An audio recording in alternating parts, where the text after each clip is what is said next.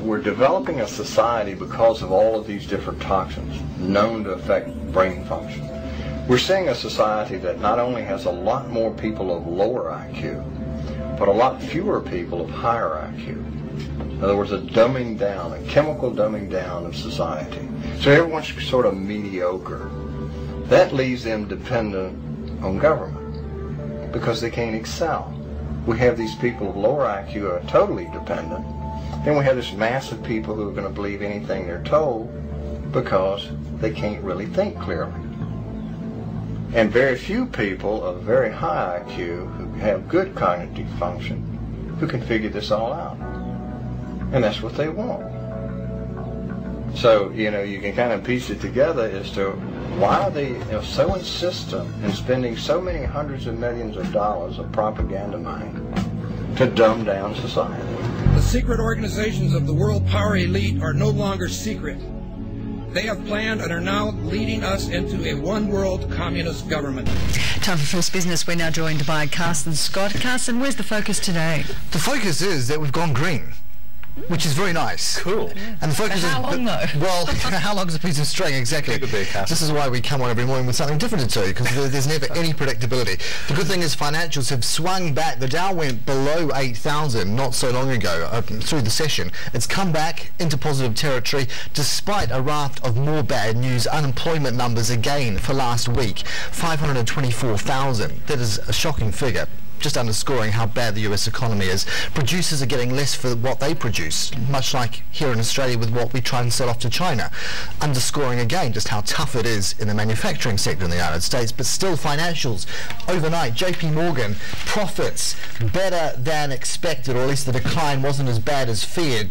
Look at it either way. Juliana Rowley's with us from CommSec. Juliana, it is focus on the banks and I guess a bit of optimism pulling the Dow back from the brink.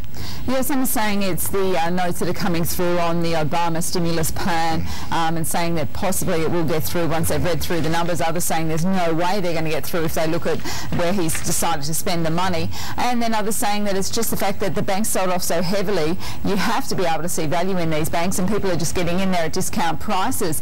But the banks are the concern. Everyone's worried about what is going to be the model going forward, what the numbers are going to be like from the other banks when they come out.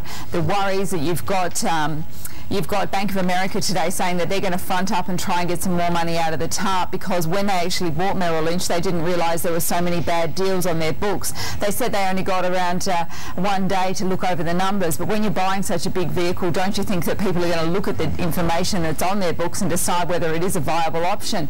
And then coming back to the TARP and asking for cash, is that going to continue? Are we going to see that Citigroup is going to come out tomorrow with some really raft of bad numbers, then decide that they need more money, or then, as some are suggesting, possibly turn to the government and say, yes, we will be nationalised? You don't even seem to have given any thought to JP Morgan. Oh. Come on. No, Better than expected quarterly profits, Juliana. Credit where it's due. Yeah, credit where it's due. A lot of people said that JP Morgan's numbers wouldn't be as bad as the market had expected. There was no way they would come out and release these numbers a week early if they were going to be a sheet of bad digits. It's shown that yes, this is a strong business.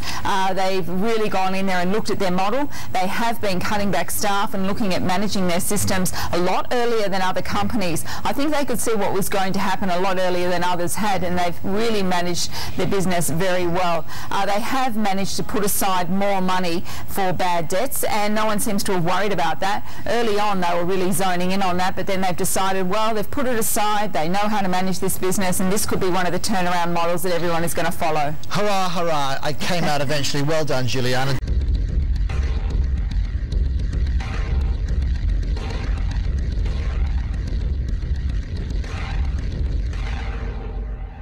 By the early 20th century, the U.S. had already implemented and removed a few central banking systems, which were swindled into place by ruthless banking interests. At this time, the dominant families in the banking and business world were the Rockefellers, the Morgans, JP Morgan profits better than expected, the Warburgs, the Rothschilds. And in the early 1900s, they sought to push once again legislation to create another central bank.